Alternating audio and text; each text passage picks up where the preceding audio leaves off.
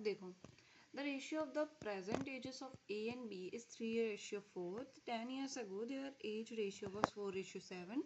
Find the current age of both. अब देखो A और B, आई होप आपको दिख रहा होगा, ये मेरी पेंसिल गुम गई है तो मैं इसी से यूज़ कर रही हूँ इसको।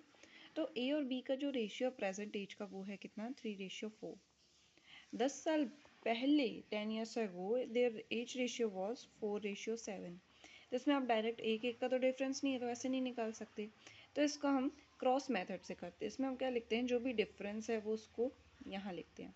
अब देखो हमने यहाँ पे ये प्रेजेंट एज है और यहाँ -10 years ago की एज है, मतलब इसलिए हम माइनस लिख रहे हैं ना, और ये 10 साल, ठीक। तो इनका इनका और इनका इनका इंटू करना है, तो इनका इनका करोगे तो 21 और 16 आएगा, तो 21 बड़े वाले में से छोटे वाले को माइनस करना है, क्या आएगा 5। 4 10 4 सा 40 और 10 7 सा 70, तो माइनस करोगे क्या आएगा 30। तो 5 की वैल्यू 30, मतलब 1 की वैल्यू 6। तो देखो ये जो 6 निकली 1 की वैल्यू, ये हमेशा आपके ऊपर वाली रेशियो, जो भी आप रेशियो ऊपर रखोगे उस पर लागू होएगी। हमने प्रेजेंट एज का रेशियो ऊपर रखा है, तो ये जो 1 की वैल्यू 6 है ये प्रेजेंट एज के रेशियो पे लागू होएगी। अभी मैं जो कह रही हूँ आपको और अच्छे से समझ में आएगा। तो ये जो 6 है, प्रेजेंट एज क्या होगी इनकी 18, 6 3 18 और 6 4 24।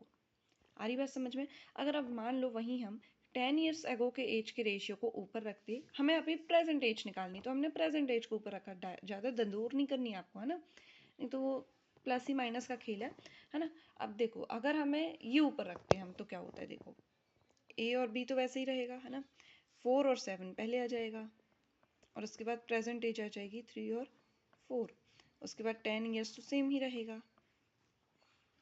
अब इंटू करो तो यहाँ तो 21 और -16 ही निकलेगा, विच इज़ इक्वल्स टू 5। अब यहाँ देखो 10 3 से 30 और 10 4 से 40, तो 430 माइनस करोगे तो 10, तो 5 की वैल्यू 10, मतलब 1 की वैल्यू क्या 2, 1 की वैल्यू क्या 2। तो ये जो 2 है ये आपके ओल्ड एज की निकली, मतलब -10 years ago, जब 10 साल पहले की जो है, तो तब 1 की वैल्यू 2 निकली। यहाँ 1 की वैल्यू 6 क्यों निकली, क्योंकि हमने प्रेजेंट एज का निकाला है। यहाँ 1 की वैल्यू 2 निकलेगी क्योंकि हम 10 years ago की एज का निकालेंगे, ठीक है।